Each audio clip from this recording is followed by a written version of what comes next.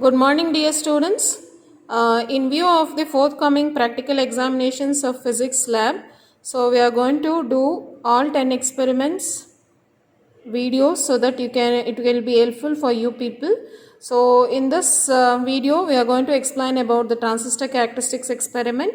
Now, let us go to the aim of this experiment to study the input and output characteristics of the given NPN transistor and hence determine alpha, beta, knee voltage and input resistance. So this is the circuit diagram given. Hope all of you have your lab manuals.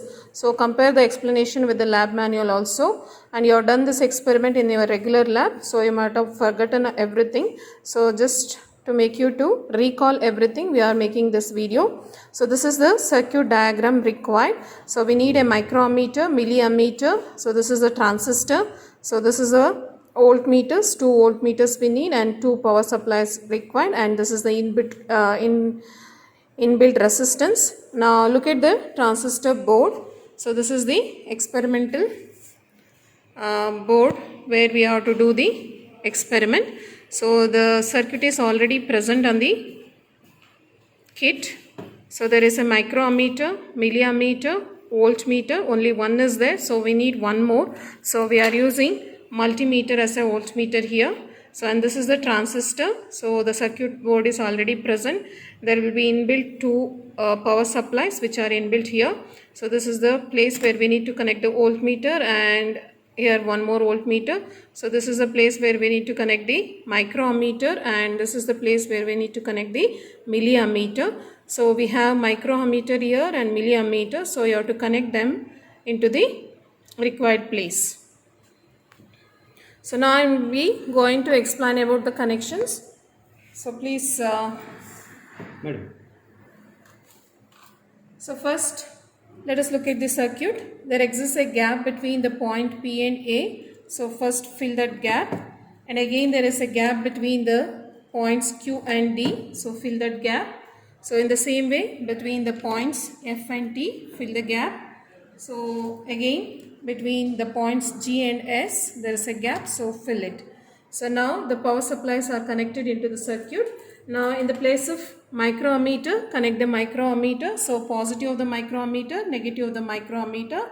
So connect positive of the microammeter to positive of the microammeter. So this is the place where we need to connect the microammeter. So this is positive terminal, this is negative terminal. So positive to positive. Next, in the place of negative terminal, connect a wire. So from negative to negative.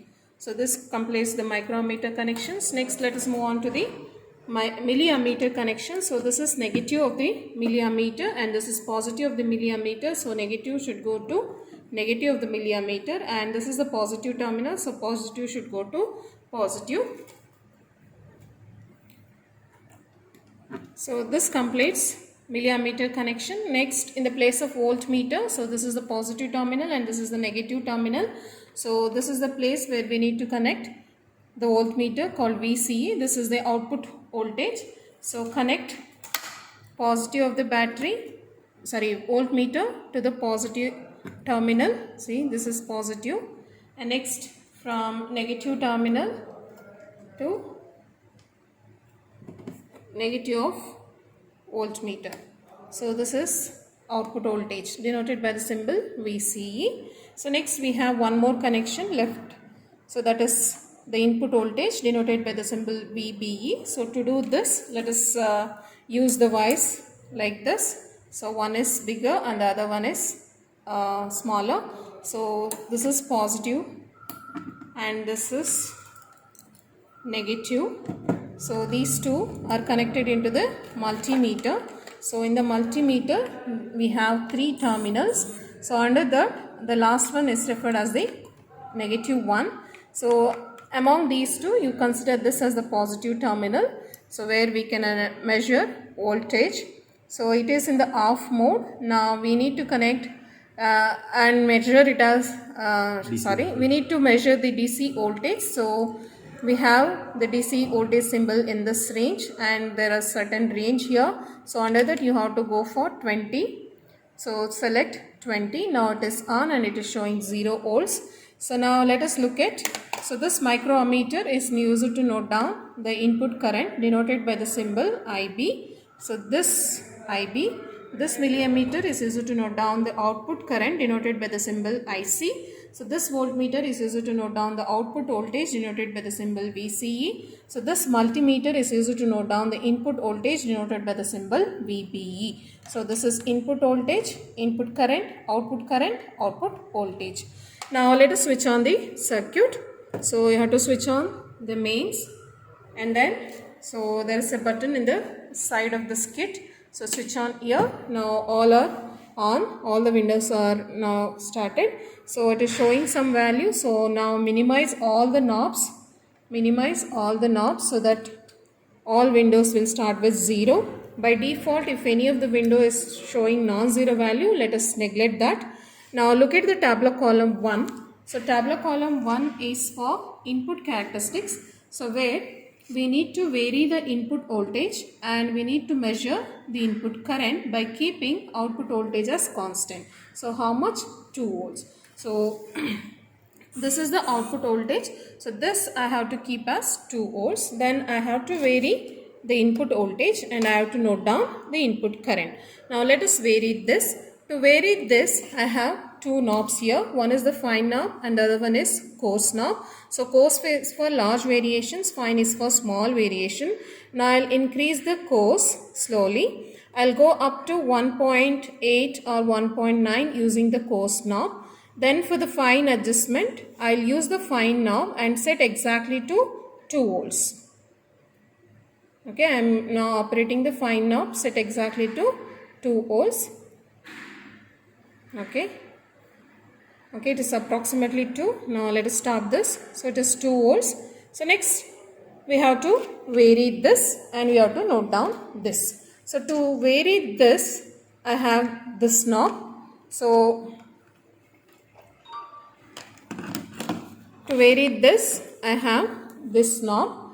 Now as it is a semiconducting device, till certain voltage you won't get any reading. So for 0 voltage I can see 0 only. Now I'll go for varying this. Look at the tabular column. So it is to vary the voltage in steps of 0.1 till 0.5 and in steps of 0.05 till 0.8. Now let us go for 0.1. So let us increase it to 0.1. By increasing this knob, you can set this to 0.1. Sorry, here is.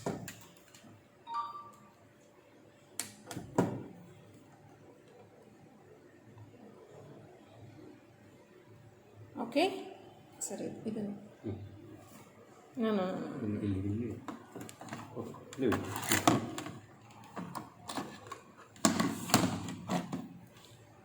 So, okay, let us go for 0.1. So for 0.1, it is 0. 0.2 also 0. Go for 0.3. It is 0 only. Go for 0.4. No, it started conducting. Sorry.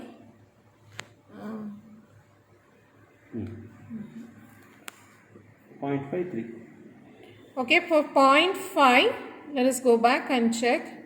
So for 0.5, it is still 0. Some loose connections. Okay. Okay, for 0.5 it is 0. Now let us go for 0.55. Okay, for 0.55 it is still not connected. Now let's go for 0.6. So now 0.6 it started conducting 4. Likewise you have to go by varying this in terms of 0.05 out and you have to go till 8. Correspondingly you have to note down the ammeter reading. So this completes your input characteristics. Now for the second part of the, see, I am showing the readings in this tabular column. So you will get first zeros, then it will start conducting, then suddenly it shoots up, finally you will get the value around 120. So that completes your input characteristics curve. So for this you have to plot a graph. So to plot a graph, we have to choose the scale properly. Along x-axis we have chosen 0.1, 0.2, 0.3 like that, and along y-axis 10, 20 like that, 10, 20. In terms of 10 microamps difference we have taken the scale. until that you get 0. So the graph goes like this and suddenly it starts slowly and then shoots up. So from here to here it is a straight line variation. So you extrapolate the line by holding a scale which curves the x-axis, that gives you your input knee voltage. Then you consider a triangle in the upper portion of the straight line. So find out the slope. Then the input resistance is given by 1 by slope formula. So use that, you will get, actually this is wrong. So you will get 1.53 kilo ohm, because you need to consider this power also. So 0.1 volt and 10 microamps. So that micro also you have to consider for the calculation. Then you will get 1.53 into 10 power 3 ohm. So this completes your input. Now let us go for the output characteristics. So to study output characteristics, we don't want this. So better you remove the connection, otherwise it may confuse you. So next, look at the tabular column. So in output characteristics, we are taking 3 set of readings by keeping input current as constant. So IB, first 30 and then 60 and then 90 microamps. Then we have to vary VCE, correspondingly you have to note down IC. So to keep input current as constant, vary output voltage, note down output current. So for this, so this is input current. So this we need to keep constant. So we need to keep it as 30 microamps. So I am keeping that to 30 microamps.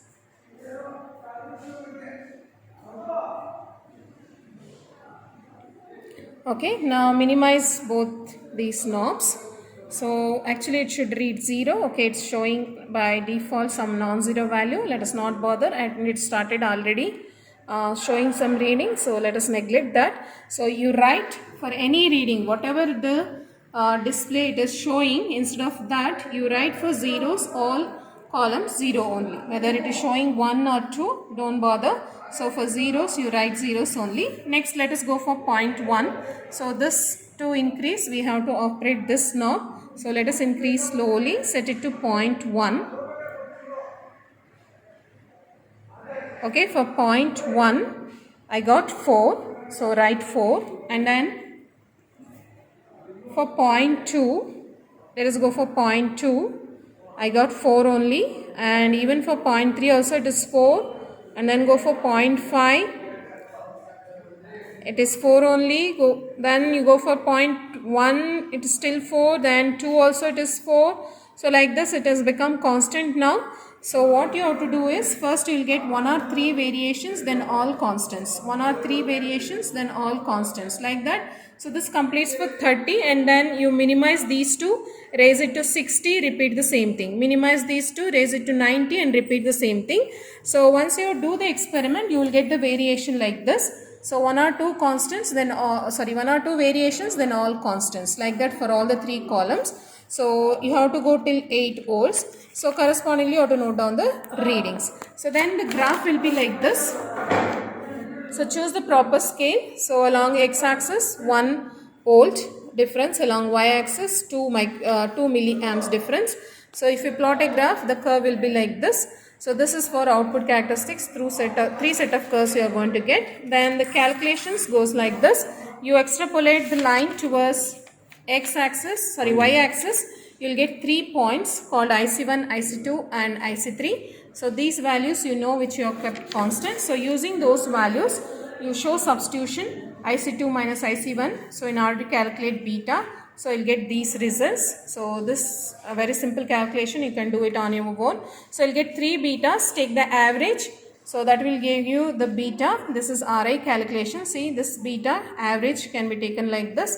So this is the answer. So it's not that you have to get the same thing. Then alpha can be calculated using this formula. So you'll get around this value. So then you have to tabulate these results like this. So the knee voltage, the current amplification factor beta, and DC given DC current gain alpha, as well as input resistance Ri.